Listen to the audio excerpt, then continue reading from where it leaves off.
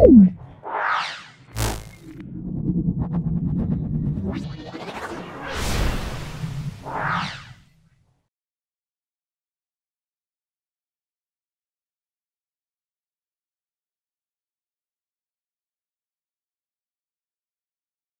আমরা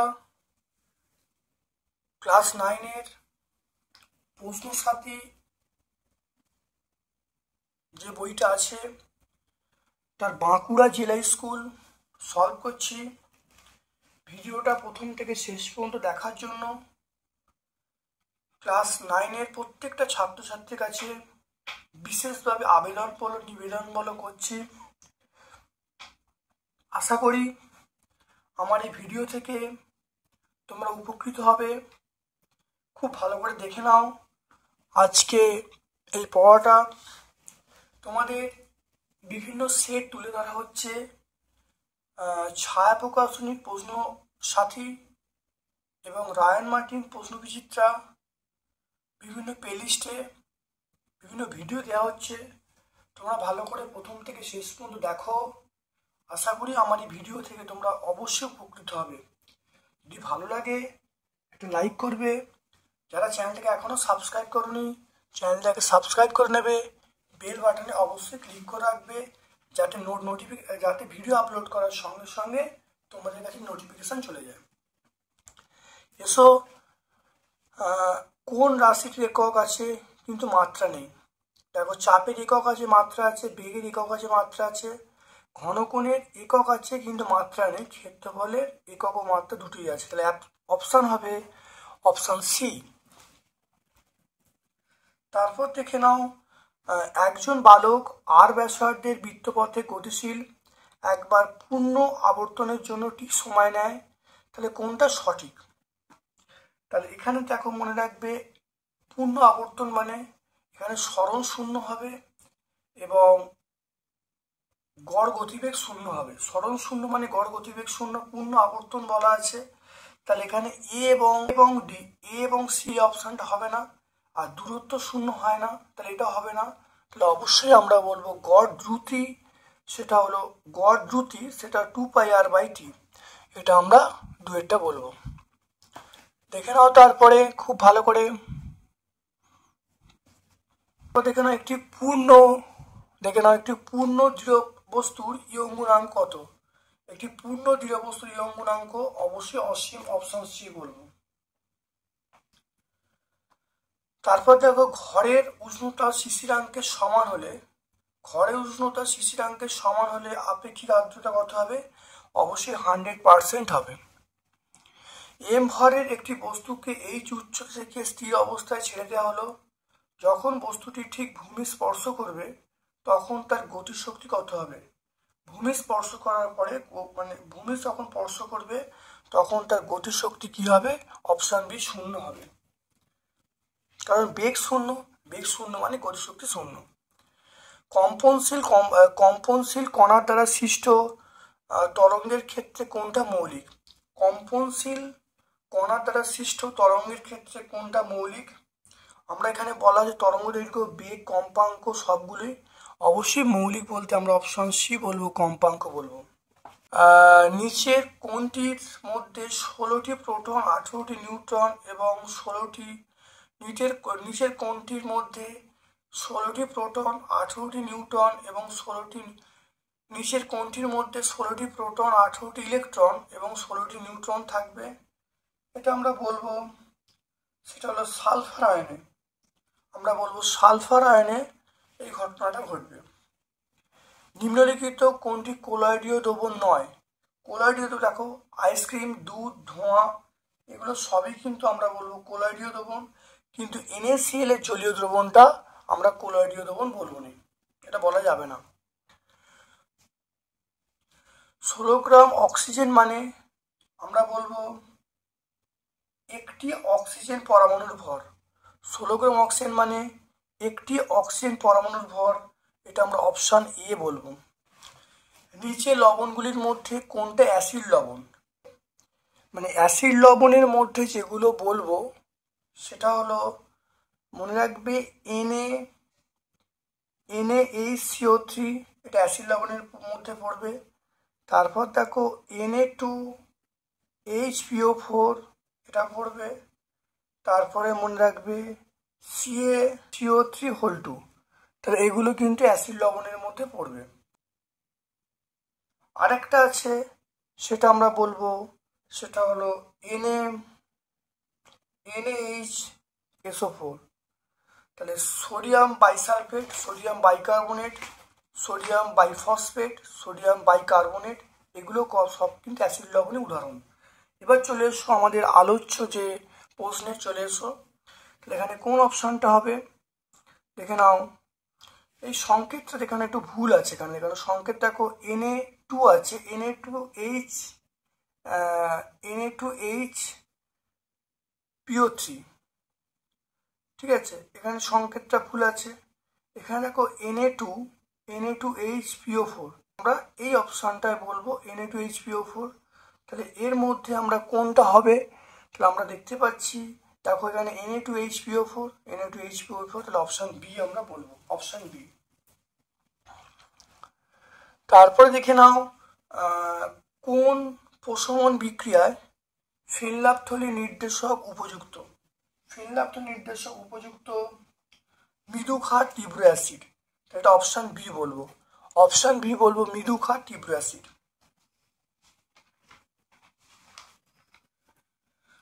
তারপর দেখো কেরোসিন ও জলের মিশ্রণ এগুলো পৃথক করা যায় তার কোন পদ্ধতির মাধ্যমে, অবশ্যই আমরা বলবো পৃথকীকরণ ফানেল বা সেপারেটরি ফানেলের সাহায্যে। কোন পদার্থের উপস্থিতির জন্য জলে অস্থায়ী ক্ষারতা হয়, জলে অস্থায়ী ক্ষারতা হলো মানে বাইকার্বনেট, অর্থাৎ এখানে দেখো ম্যাগনেসিয়াম বাইকার্বনেট, আমরা অপশান সি বলবো। বিভাগ ক্ষয়ে লোহার আপেক্ষিক গুরুত্ব, লোহার আপেক্ষিক গুরুত্ব 7.9, এই পদ্ধতিতে লোহার ঘনত্ব কত হবে দেখে নাও। লোহার ঘনত্ব হবে আপেক্ষিক গুরুত্ব ইন্টু 1000, আপেক্ষিক গুরুত্ব দেওয়া আছে 7.9 ইন্টু 1000, তাহলে 7900 kg/m³, এটা হলো লোহার এসআই পদ্ধতিতে ঘনত্ব 7900 kg/m³। তারপরে দেখো প্রতিমিত বল কাকে বলে, প্রতিমিত বল কাকে বলে এটা ছায়াপ্রকাশনী বই পেয়ে যাবো, তবু দেখে নাও। কোনো বস্তুর ওপর 2 বা ততোধিক বল প্রয়োগ করা সত্ত্বেও যদি বস্তুর গতীয় অবস্থার কোনো পরিবর্তন করা না যায় তখন সেই বলগুলিকে প্রতিমিত বল বলে। কোনো বস্তুর ওপর 2 বা ততোধিক বল প্রয়োগ করা সত্ত্বেও যদি বস্তুর গতীয় অবস্থার কোনো পরিবর্তন করা না যায় তখন ওই বলগুলিকে আমরা প্রতিমিত বল বলবো। তারপর দেখো পৃথিবীর চারিদিকে আবর্তনশীল কোনো কৃত্রিম উপগ্রহের ক্ষেত্রে অভিকেন্দ্র বলের তাহলে পৃথিবীর চারিদিকে আবর্তনশীল কোনো কৃত্রিম উপগ্রহের ক্ষেত্রে অভিকেন্দ্র বলের জন্য কৃতকার্য কত হবে, ওটা কৃতকার্য 0 হবে। দেখে নাও কি করে হচ্ছে, আমরা জানি W=Fs cos θ, এখানে অভিকেন্দ্র বল সরণ পরস্পর 90 ডিগ্রি কোণ করছে, cos 90 ডিগ্রি মানে 0 ডিগ্রি, তাহলে বল দ্বারা কৃতকার্য কত হবে, 0 হবে।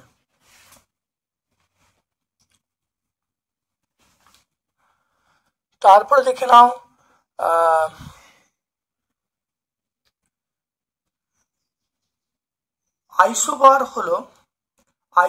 আইসোবারগুলি হলো একই ভর সংখ্যা বিশিষ্ট পরমাণু। আইসোবারগুলির পারমাণবিক ভর সমান হয় কি দেখে নাও।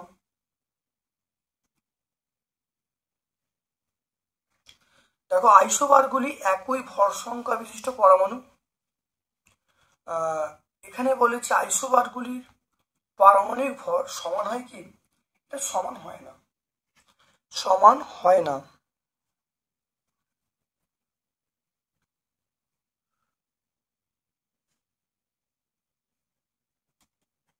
বলবো হয় না। তারপর দেখে নাও এই দুটো নিউক্লিয়াস বা পরমাণু দেওয়া আছে, এদের মধ্যে সম্পর্ক কি দেখে নাও, সম্পর্ক কি হয় ভালো দেখে নাও। দেখো 39 থেকে যদি 19 বাদ দিই তা নিউটন সংখ্যা পাবো, 39 থেকে 19 বাদ দিলে 20 হবে, 40 থেকে 20 বাদ দিলে 20 হবে, তা নিউটন সংখ্যা সমান হলে এরা পরস্পর কি আইসোটোন হবে, তাহলে অ্যান্সার হলো আইসোটোন।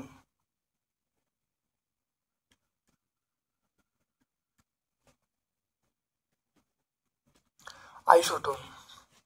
কোন পদ্ধতিতে NaCl এবং NH4Cl এই দ্রবণ পৃথক করা যাবে? এটা আমরা বলবো পাতন। পাতন পদ্ধতিতে এই দুটো মিশ্রণকে পৃথক করা যাবে। ইউটিফিকেশন কাকে বলে? পেয়ে যাব ছায়া প্রকাশনীর বইয়ে 126 পেজে পেয়ে যাব। একটু দেখে নাও।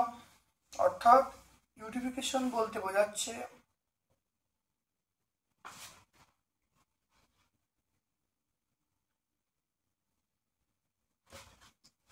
কৃষিকার্যে ব্যবহারের কৃষিকার্যে আমরা ফসফেট জাতীয় সার, ডিটারজেন্ট, কৃষিকার্যে ব্যবহৃত ফসফেট জাতীয় সার, ডিটারজেন্টে উপস্থিত ফসফেট যৌগ, তারপরে উদ্ভিদের বৃদ্ধির জন্য অন্যান্য পুষ্টি উপাদান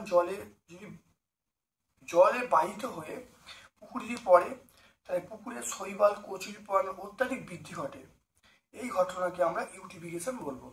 তাহলে কৃষিকার্যে ব্যবহৃত ফসফেট জাতীয় সার, তারপরে ডিটারজেন্টে উপস্থিত ফসফেট যৌগ এবং উদ্ভিদের বৃদ্ধির জন্য যে পুষ্টিকর উপাদান জল দ্বারা বাহিত হয়ে জলাশয় পুকুরে পৌঁছাচ্ছে, এর ফলে শৈবাল, কচুরিপানা অত্যাধিক বৃদ্ধি ঘটছে।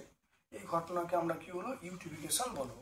তোমরা এটা পেয়ে যাবে ছায়া প্রকাশনী বইয়ে, দোয়ারি গাঙ্গুলি মাইতি, এটা 126 পেজে পেয়ে যাবে। তারপর দেখে নাও, বলা আছে ভিন্ন ভরের, দেখো ভিন্ন ভরের দুটি একই বস্তু, ভিন্ন ভরের দুটি একই বস্তু একই গতিবেগে যাচ্ছে। ভিন্ন ভরের দুটি একই বস্তু একই গতিবেগে যাচ্ছে, কোন বস্তুটা বেশি কাজ করবে?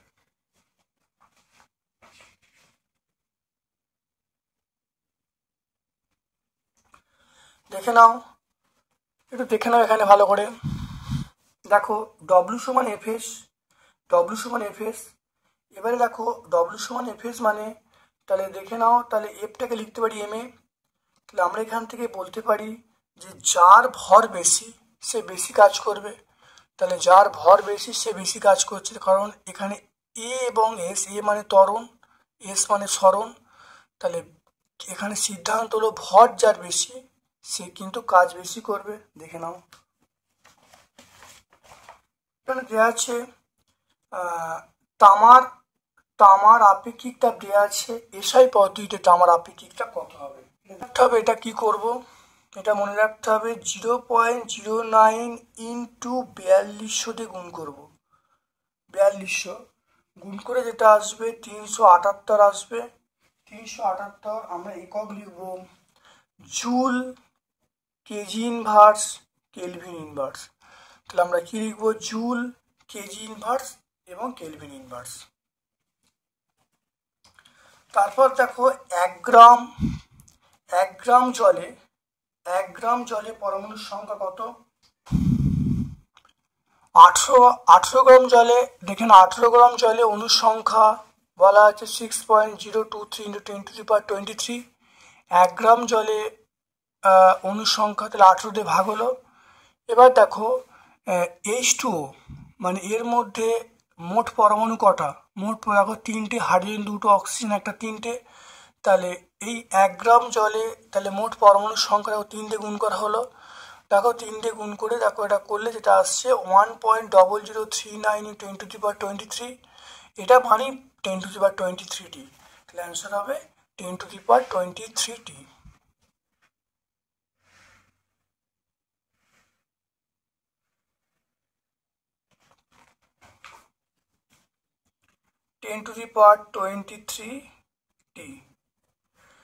তাহলে উৎসের কম্পাঙ্ক বলা আছে, উৎসের পর্যায়কাল কত? উৎসের কম্পাঙ্ক বলা আছে 100 হার্জ। পর্যায়কাল কত দেখে নাও। উৎসের কম্পাঙ্ক বলা আছে 100 হার্জ। তাহলে কম্পাঙ্ক আমরা n সমান 1/t, তাই t সমান 1/n। তাহলে 1/100 মানে আমরা বলবো t এর মান 0.01 সেকেন্ড। তাহলে কত পাবো আমরা? পর্যায়কাল পাবো 0.01 সেকেন্ড আমরা পাবো।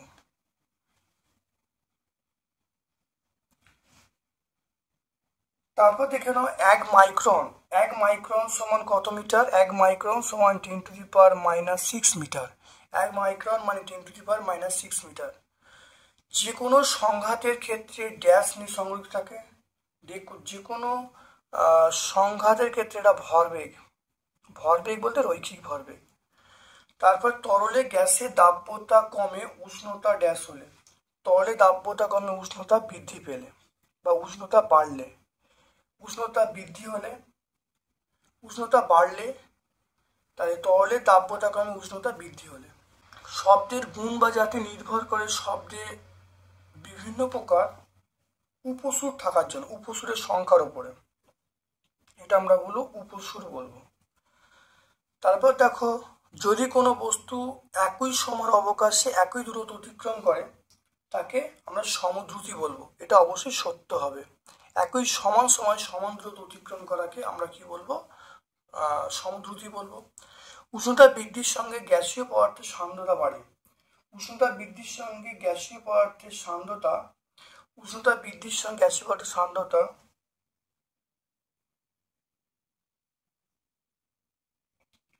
অবশ্যই বৃদ্ধি পায়। তাহলে এটা সত্য হবে, এটা আমরা কি বলবো? সত্য বলবো। তারপর দেখো, একই উষ্ণতা ও চাপে সকল গ্যাসের মোলার আয়তন সমান হয়। একই উষ্ণতা ও চাপে, একই উষ্ণতা ও চাপে সকল গ্যাসের মোলার আয়তন সমান হয়, এটা আমরা মিথ্যা বলবো। N2 একটি উভধর্মী অক্সাইড, এটা আমরা মিথ্যা বলবো। N2 উভধর্মী অক্সাইড নয়, N2 উভধর্মী অক্সাইড নয়। তারপরে দেখো, এখানে কঠিন এরোসেল, কঠিন এরোসেল, এর উত্তরটা আমরা পাবো ধোঁয়া। কঠিন এরোসেল, এটা আমরা পাবো ধোঁয়া পাবো, ধোঁয়া। তাহলে 2.141। অ্যান্টাসিড, অ্যান্টাসিড পাবো মিল্ক অফ ম্যাগনেসিয়া। কাপড় কাচের সোডা, এটা পাবো Na2CO3 10H2O। অতিরিক্ত দ্রবণ, অতিরিক্ত দ্রবণ আমরা পাবো Na2S2O3 Na2S2O3 5H2O, এটা আমরা এটা পাবো। দেখে নাও, তাহলে কঠিন এরোসেল ধোঁয়া, অ্যান্টাসিড মিল্ক অফ ম্যাগনেসিয়া, কাপড় কাচার সোডা, এটা বলবো এটা হবে। অতিরিক্ত দ্রবণ, এটা বিয়েরটা হবে।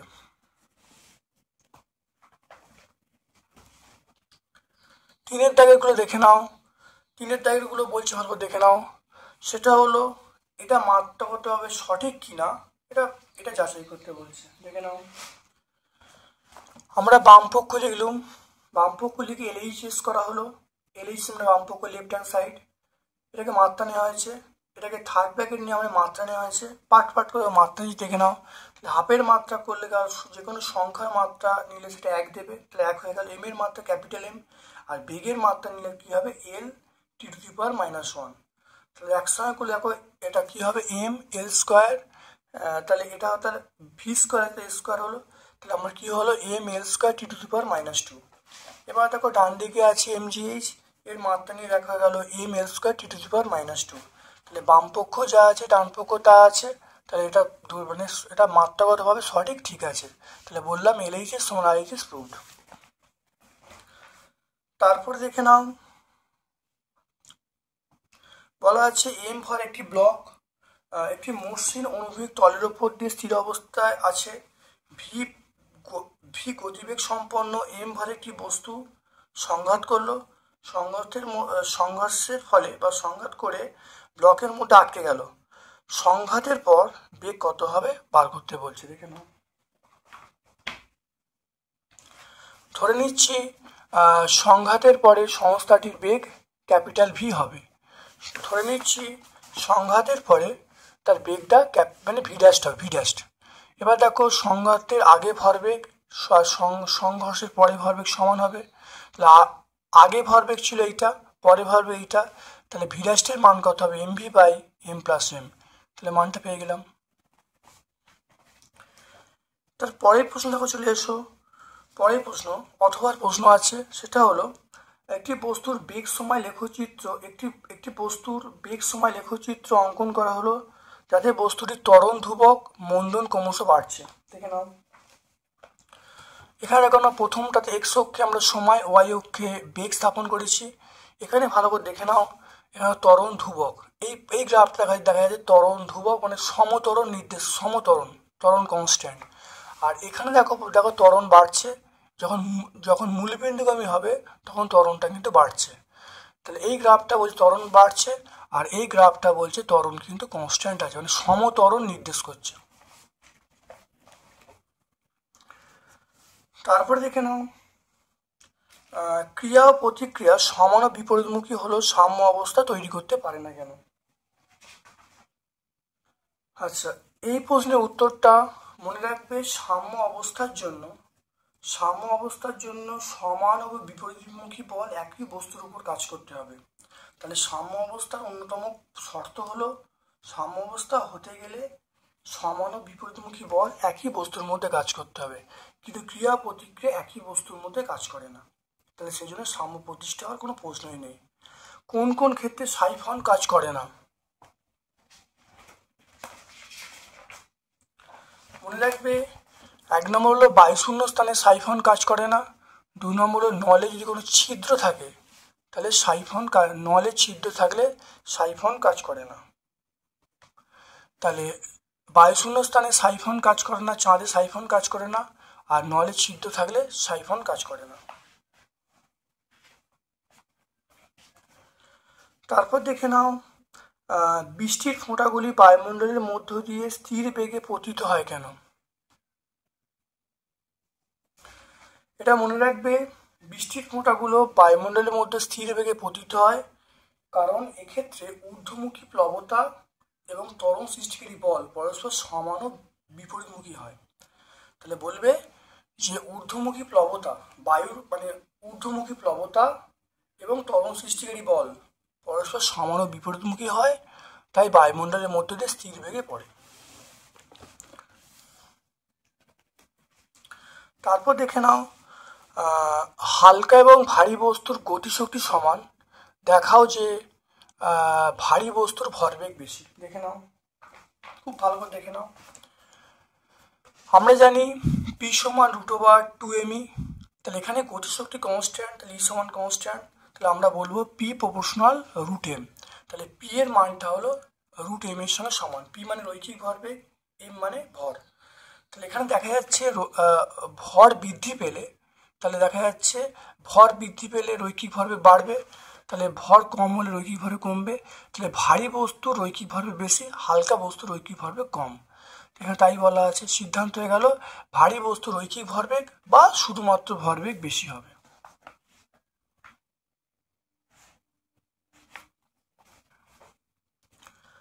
তারপর দেখে নাও, একটা অঙ্ক আছে, 1 HP ক্ষমতা সম্পন্ন একটি যন্ত্র 30 মিনিট চললে কত কাজ করবে? খুব ভালো করে দেখে নাও। 1 HP মানে আমরা বলবো পি মানে পাওয়ার মানে ক্ষমতা, 1 HP মানে 746 ওয়াট। আমরা জানি ডব্লিউ মানে কাজ, কৃতকার্য সমান পাওয়ার ইন্টু টি, ক্ষমতা ইন্টু সময়। তাহলে মানগুলো বসিয়ে দেওয়া হয়েছে। টি এর মান 30 মিনিট মানে 30 × 60 করে সেকেন্ডে চেঞ্জ করলাম, মানগুলোকে বসিয়ে দেওয়া হলো, বসিয়ে দেখো পেয়ে যাচ্ছি। তাহলে এইটা খুব বড় উত্তর আমি জুলে রাখতে পারি।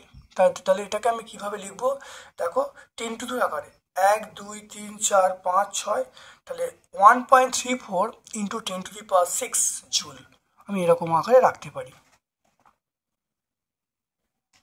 তারপর দেখে নাও, তাপের যান্ত্রিক তুল্যাঙ্ক কাকে বলে? তাপের যান্ত্রিক তুল্যাঙ্ক আমরা পেয়ে যাব পেজ নাম্বার 144-এ পেয়ে যাব। তাহলে আমরা পেজ নাম্বার 144-এ পেয়ে যাব তাপের যান্ত্রিক তুল্যাঙ্ক। আর এসআই পদ্ধতির মান কত? এসআই পদ্ধতির মান হলো 1। আচ্ছা,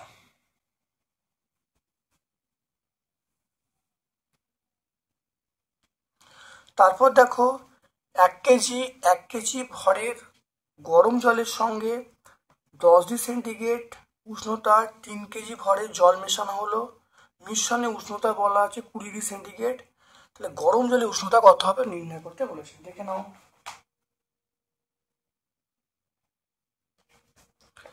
প্রথমে এটা মনে রাখতে হবে দেখে নাও, প্রথমে ভালো করে মনে রাখতে হবে।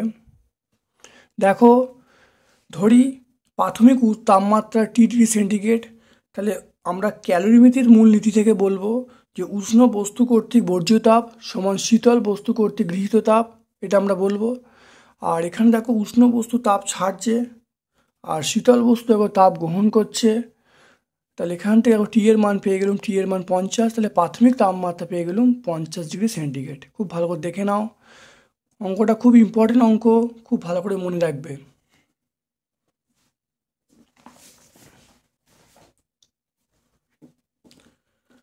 তারপরে দেখে নাও তরঙ্গ, দেখে নাও কম্পাঙ্ক, তরঙ্গ দৈর্ঘ্য, তরঙ্গ বেগের মধ্যে সম্পর্ক।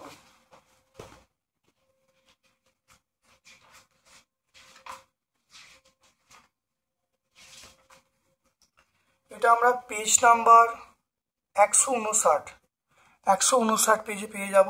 পেজ নাম্বার 159 আমরা পেয়ে যাব। রাদারফোর্ড 3.9 রাদারফোর্ড পরমাণু মডেলের বিচ্যুতিগুলো কি কি?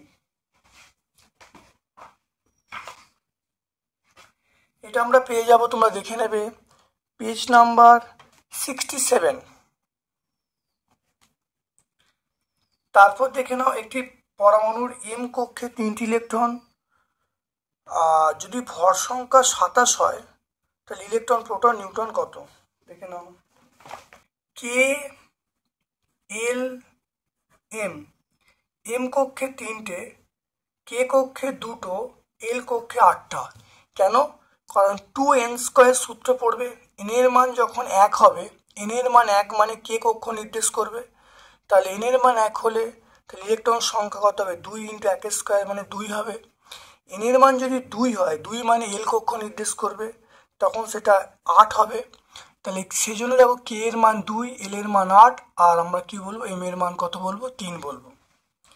তাহলে এখানে দেখতে পাচ্ছি যে প্রোটন সংখ্যা বা পরমাণু ক্রমাঙ্ক, পরমাণু ক্রমাঙ্কটা যোগ করলে কত? 10 আর 3 13। তাহলে পরমাণু ক্রমাঙ্ক 13। তাহলে প্রোটন সংখ্যা, পরমাণু ক্রমাঙ্ক 13 মানে আমরা বলবো প্রোটন সংখ্যা বলবো 13। তাহলে প্রোটন সংখ্যা 13 হয়ে গেল। তাহলে ইলেকট্রন সংখ্যা কত হবে? সমান হবে ইলেকট্রন সংখ্যা 13টি। তাহলে প্রোটন সংখ্যাও 13টি, ইলেকট্রন সংখ্যাও 13টি। এবার দেখো আর কি বলেছে, নিউটন সংখ্যা। ভর সংখ্যা কত? ভর সংখ্যা 27। তাহলে ভর সংখ্যা কত? 27 বলা আছে। তাহলে নিউটন সংখ্যা কত হবে? নিউটন সংখ্যা হবে 27 থেকে 13 যদি বাদ দিই, 27 থেকে 13 বাদ দিলে আমরা বলবো 14টি। তাহলে কত হবে? 14টি হবে। তাহলে এটা অ্যালুমিনিয়াম হবে, অ্যালুমিনিয়াম এটা 13, আর ভর সংখ্যা কত? ভর সংখ্যা হবে 27। তাহলে 27 অ্যালুমিনিয়াম 13, তার নাম হবে, সেটা হলো অ্যালুমিনিয়াম। কিভাবে লেখা হবে? 27Al13।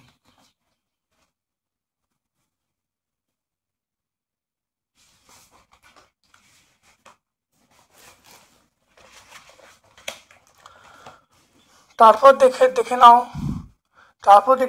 1 মোল ক্লোরিন অণু, 1 মোল ক্লোরিন পরমাণুর মধ্যে পার্থক্য কি?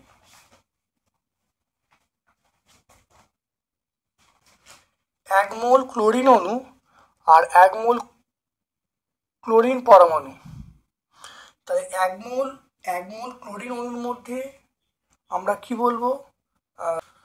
তাহলে আমরা বলবো 1 মোল ক্লোরিন অণু মানে আমরা এটাকে Cl2 দ্বারা প্রকাশ করব। আর 1 মোল ক্লোরিন অণু মানে এখানে আমরা কি বলবো? Cl2 দ্বারা প্রকাশ করব। Cl2 এরকম দ্বারা প্রকাশ করব। এর মধ্যে অণু সংখ্যা হলো 6.022 × 10⁻23। আর 1 মোল ক্লোরিন পরমাণু বলতে আমরা কি বলবো? Cl বলবো। এটা হলো Cl বলবো।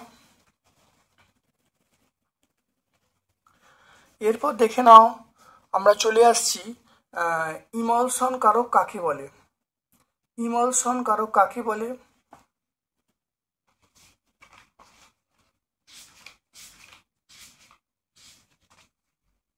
ইমালশন কারক তোমরা পেয়ে যাবে পেজ নাম্বার 88 তোমরা পেয়ে যাবে। আর কাপড় কাচার সময় কাপড় থেকে তেল জাতীয় পদার্থ অপসারণের জন্য ইমালশন কারক হিসাবে আমরা কি পদার্থ ব্যবহার করি?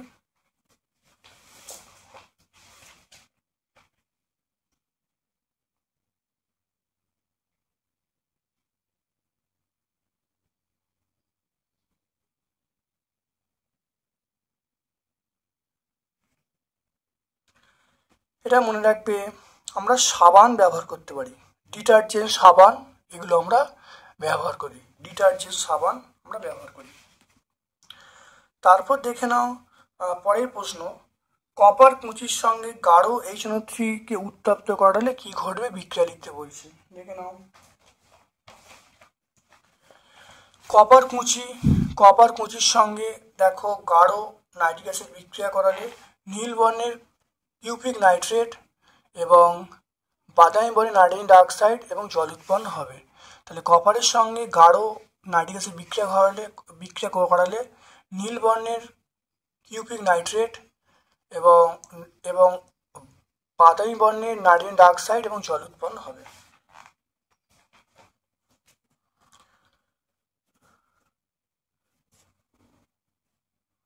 তারপর দেখো পাতনের মূলনীতি পেয়ে যাবে 114 পেজে মূলনীতি পেয়ে যাবে। আর গ্যাস এবং গ্যাসের সমসত্ব মিশ্রণ আমরা কি বলবো? সুগন্ধি বলবো, বায়ু বলবো। তাহলে বায়ু বলবো বা সুগন্ধি বলবো, গ্যাস এবং গ্যাসের সমসত্ব মিশ্রণ বায়ু বা সুগন্ধি বলবো। স্ফুটনের সাহায্যে অস্থায়ী ক্ষারতা কিভাবে অপসারণ করার সমীকরণ দিতে বলছে।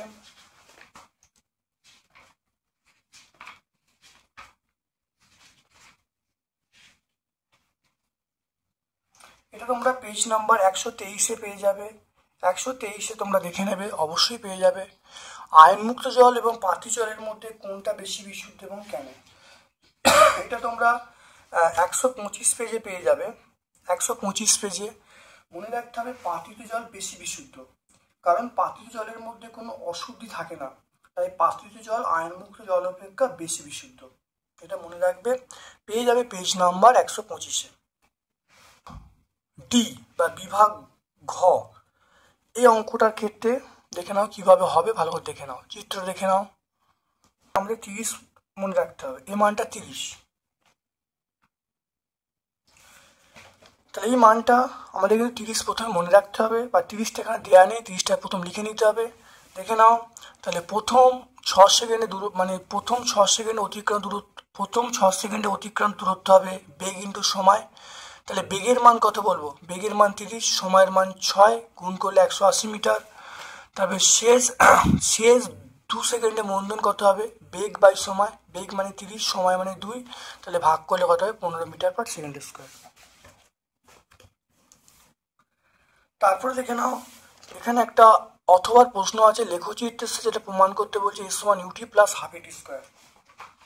পেজ নাম্বার 25 এই উত্তরটা আছে, তোমরা একটু দেখে নেবে। বার্নৌলির উপপাদ্য এবং তার বার্নৌলির উপপাদ্যটা বিবৃত করতে বলছে এবং বলছে উপপাদ্যের সীমাবদ্ধতাকে লিখতে বলছে।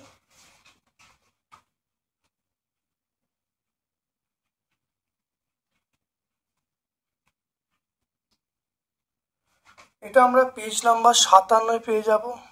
57 বার্নৌলির উপপাদ্য। এটা উপপাদ্যের সীমাবদ্ধতা মানে শুধুমাত্র আদর্শ তরলের প্রয়োগ করা যাবে। তারপরে দেখো একটা অঙ্ক আছে, অঙ্কটা বলা আছে 100 সেন্টিমিটার দৈর্ঘ্য এবং 0.4 সেন্টিমিটার ব্যাস বিশিষ্ট একটি তারের 200 কেজি ভর যুক্ত করার পর দৈর্ঘ্য বৃদ্ধি পেয়ে 102 সেন্টিমিটার হলো। তারপরে দেখো ইয়ং গুণাঙ্ক বার করতে বলছে, দেখে নাও। আমরা জানি y সমান ইয়ং গুণাঙ্ক y সমান f by a by small l by capital L। F মানে প্রযুক্ত বল, এফ মানে আমরা mg বলবো, আর এ মানে ক্ষেত্রফল মানে পাই আর স্কোয়ার বলবো।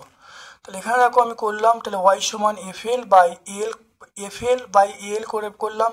এখানে এল এর মান কত? এল এর মান 100, এল এর মান আমরা 100 সেন্টিমিটার বললাম, আর মানে কোথায় পাবো, 0.4 ব্যাস দেওয়া আছে, 0.4/2 মানে 0.2। এম এর মান 20 কেজি। কতটা দৈর্ঘ্য বৃদ্ধি পেলো, দৈর্ঘ্য বৃদ্ধি পেলো 102। 102 থেকে 100 বাদ যাবে, তাহলে দৈর্ঘ্য বৃদ্ধি পেয়ে 102 হয়েছে, আগে ছিল 100। তাহলে 102 - 100 2 সেন্টিমিটার। এম এর মান কত, এম এর মান হলো 20 কেজি। 20 কেজি মানে 20 × 1000 গ্রাম। এই মানগুলো সমস্ত এই সমীকরণকে বসিয়ে দিয়েছি।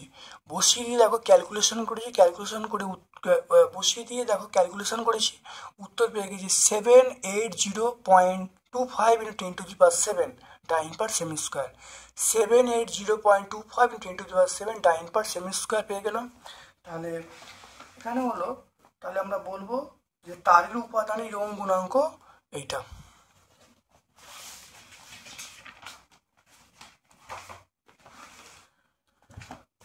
তারপর দেখে নাও 4.3 বলা আছে অবাধে পতনশীল কোনো বস্তুর মোট যান্ত্রিক শক্তি ধ্রুবক। এটা আমরা কার্যশক্তি ক্ষমতা ক্লাস 9 যে প্লেলিস্ট আছে সেই প্লেলিস্টে তোমরা দেখবে, অবশ্যই এই উত্তরটা খুব সুন্দর করে করা আছে। তারপর দেখো সুরযুক্ত শব্দের কোন বৈশিষ্ট্যের জন্য শব্দ দূষণ ঘটায়, এটা আমরা অবশ্যই বলবো তীব্রতা বলবো। তাহলে শব্দের তীব্রতার জন্য কিন্তু শব্দ দূষণ ঘটায়। একমাত্রিক শব্দে প্রতিধ্বনি শুনতে হলে শ্রোতার এবং প্রতিফলকের মধ্যে ন্যূনতম দূরত্ব কত হবে? ন্যূনতম দূরত্ব ক্ষণস্থায়ী শব্দের ক্ষেত্রে মস্তিষ্কে কতক্ষণ বিরাজ করে? এটা 1/10 সেকেন্ড। তাহলে এই উত্তরটা একমাত্রিক শব্দে প্রতিধ্বনি শুনতে হলে প্রতিফলকের মধ্যে ন্যূনতম দূরত্ব কত হবে, 160 পেজে পেয়ে যাবে। এটা মনে রাখবে। যদি আমরা ধরে নিই 25 সেন্টিগ্রেড তাপমাত্রায় শব্দের বেগ 344 মিটার/সেকেন্ড, তখন ডিস্টেন্সটা হবে 17.2 মিটার। যদি ধরে নিই 7 সেন্টিগ্রেড তাপমাত্রায় শব্দের বেগ 348 মিটার/সেকেন্ড, তখন ডিস্টেন্সটা হবে 17.4 মিটার। ঠিক আছে, এটা মনে রাখবে খুব। আর যদি আমরা ল্যাপ্লাসের কনসেপ্ট বলি, ল্যাপ্লাসের কনসেপ্ট থেকে, তাহলে ভি সমান 332 মিটার/সেকেন্ড, তাহলে ডি এর মান পেয়ে যাবো 16.6। তাহলে ল্যাপ্লাস অনুসারে আমরা বলবো 16.6 মিটার। আর যদি 25 সেন্টিগ্রেড তাপমাত্রায় শব্দের বেগ ধরে নিই, তাহলে সেখানে ডি এর মান 17.2 মিটার। আর 7 সেন্টিগ্রেড তাপমাত্রায় ডি এর মান করে 17.4 মিটার।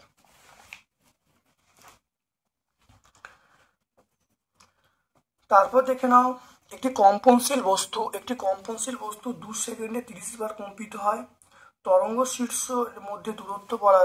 শীর্ষ তরঙ্গ পাদের মধ্যে দূরত্ব বলা আছে। কম্পাঙ্ক তরঙ্গ গতিবেগ নির্ণয় করতে বলছে। দেখে নাও, তাহলে কম্পাঙ্ক মানে আমরা 30/3 করবো। 30/3 করলে আমরা 10 হার্জ বলবো। ল্যামডার মান যেটা দেয়া আছে তরঙ্গ শীর্ষ তরঙ্গ পাদের মধ্যে ডিস্টেন্স দেওয়া আছে, তাহলে ওটাই ল্যামডার মান 0.15 মিটার। ভি সমান এন ল্যামডা করবো, তাহলে ভি এর মান পেয়ে যাবো। তাহলে কম্পাঙ্ক তরঙ্গ দৈর্ঘ্য এবং বেগ সবই পেয়ে গেল। তারপরে দেখো 4.5 দেখো বলা আছে কে কক্ষে 2টি, এল কক্ষে 8টি, এম কক্ষে 7টি ইলেকট্রন আছে। যদি পরমাণুটা আয়নে পরিণত হয়, তাহলে ইলেকট্রন বিন্যাস কি হবে? আয়নটির ইলেকট্রন বিন্যাস কি হবে ভালো দেখে নাও। 4.5 দেখে নাও, কে, এল, এম। কে কক্ষে কটা? কে কক্ষে 2টো, এল কক্ষে 8টা, এম কক্ষে 7টা। তাহলে তাহলে আমরা প্রোটন সংখ্যা কটা বলবো?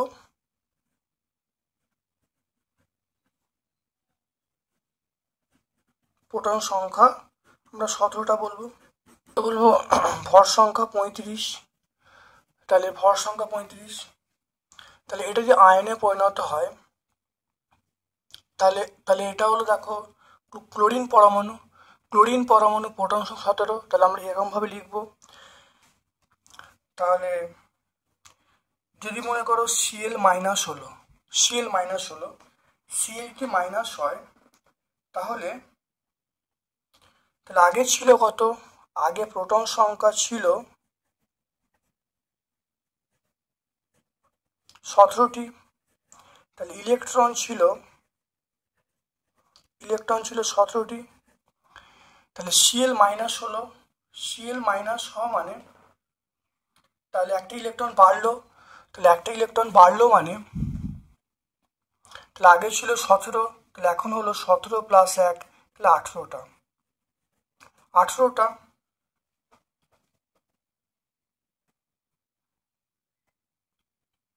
এখন তাহলে ইলেকট্রন বিন্যাস কত হবে? এখন ইলেকট্রন বিন্যাস হবে, দেখে নাও, কে এল এম। তাহলে কে দুটো, এল এর 8টা, আর এম এর এখন হবে 8টা। তাহলে এখন তাহলে আয়নে পরিণত হলে এইরকম ইলেকট্রন বিন্যাস হবে 288। ইলেকট্রন বিন্যাস হবে এরকমভাবে আমরা লিখব। তাহলে সিএল যদি মাইনাস হয় তাহলে প্রোটন সংখ্যা ছিল 17, ইলেকট্রন ছিল 17, তাহলে একটা ইলেকট্রন যোগ হচ্ছে, তাহলে 18টা হবে। 18টার ইলেকট্রন বিন্যাস দেখো এরকমভাবে করতে পারি। তারপরে দেখে নাও এইটা,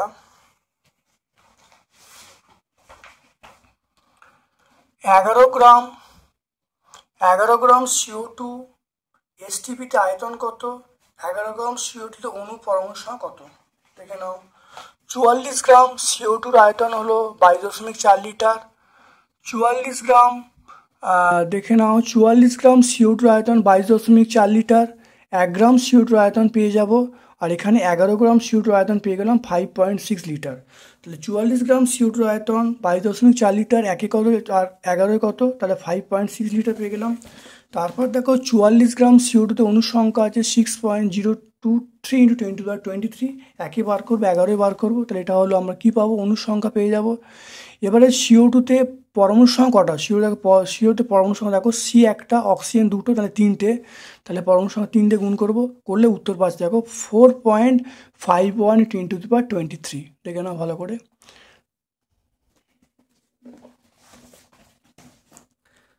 তারপরে দেখে নাও 4.7, 25 সেন্টিগ্রেড তাপমাত্রায় KCl এর দাব্যতা 30।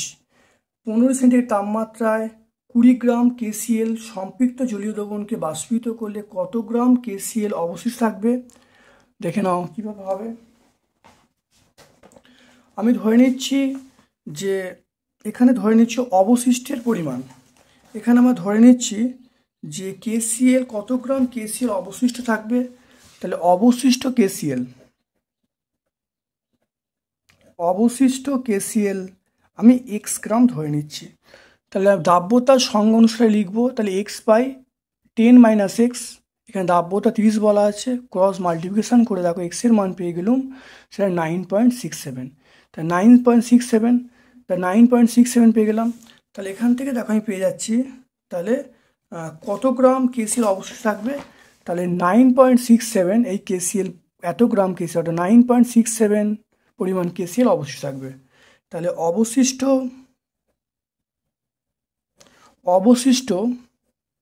KCl 9.67 গ্রাম।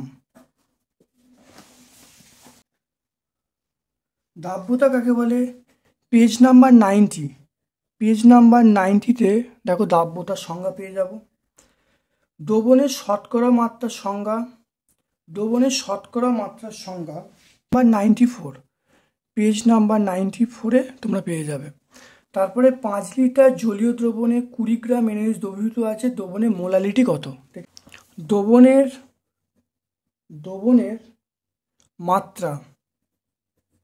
দ্রবণের মাত্রা মোলারিটি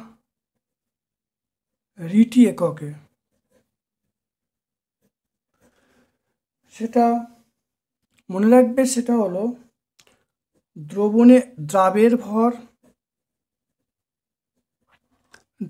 ভর ইন্টু 1000 বাই দ্রাবের আণবিক ভর ইন্টু দ্রবণের আয়তন।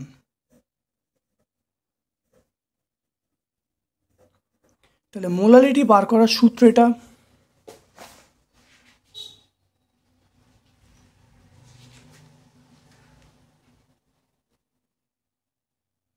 দ্রাবের ভর দেখো দেয়া আছে 20, তাহলে 20 দ্রাবের ভর, তারপরে 20 × 1000, আর দ্রাবের আণবিক ভর মানে NaOH এর আণবিক ভর 40, আর এখানে কত বলা আছে? দ্রবণের আয়তন কত? 5 লিটার, তাহলে × 5। তাহলে দ্রাবের ভর 20, ডাবের ভর 20 বলা আছে। তারপরে দেখে নাও এখানে 1000 আছে সূত্রে। দ্রাবের আণবিক ভর NaOH, NaOH-এর আণবিক ভর 40 আর দ্রবণের আয়তন 5 লিটার বলা আছে। এটা করলে দেখো কত আসছে দেখে নাও। এটা করলে 2, এটা করলে দেখো কাটাকুটি করলে দেখো কত আসছে। এটা আসছে 200 বলবো, এটা কাটাকুটি করলে 100 বলবো, তাহলে আমরা কত 100 বলবো। তাহলে 100 হলো মোল পার লিটার, তাহলে এককটা হবে মোল লিটার ইনভার্স। তাহলে 100 মোল লিটার ইনভার্স হবে।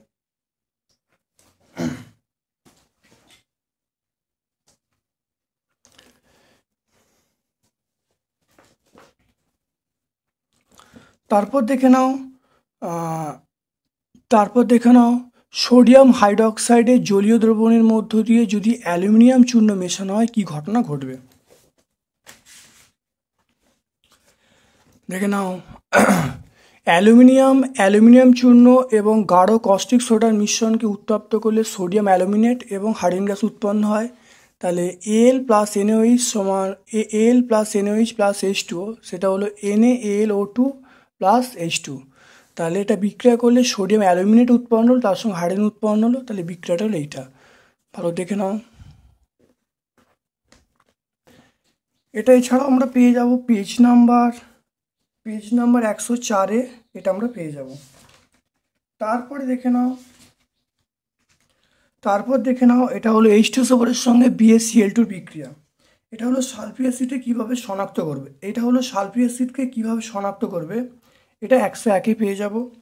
অর্থাৎ দেখবে একটি টেস্ট টিউবের মধ্যে যদি বেরিয়াম ক্লোরাইড নিয়ে তার সঙ্গে সালফিউরিক অ্যাসিড যোগ করা হয়, তাহলে দেখা যাচ্ছে বেরিয়াম সালফেটের একটা সাদা পদক্ষেপ পড়বে, যেটা H3-তে দ্রবীভূত হবে না। বিক্রিয়াটা হলো BaCl2 প্লাস H2SO4, এটা BaSO4 প্লাস HCl। এটা তোমরা দেখে নেবে 101 পেজে ছায়া প্রকাশনী বইয়ে দুয়ারি গাঙ্গুলি মাইতির বই তোমরা অবশ্যই পেয়ে যাবে। আজকে আমরা ভিডিওটা সম্পূর্ণ ব্যাখ্যা করলাম। যদি ভালো লাগে একটা লাইক করবে, যারা চ্যানেলটা সাবস্ক্রাইব করোনি এখনও, যারা চ্যানেলটাকে সাবস্ক্রাইব করোনি চ্যানেলটা সাবস্ক্রাইব করে নেবে, বেল বাটনে ক্লিক করে দেবে। আমার পক্ষ থেকে তোমার সকলকে ধন্যবাদ শুভকামনা জানিয়ে আজকের মতো ভিডিও শেষ করলাম। Thank you.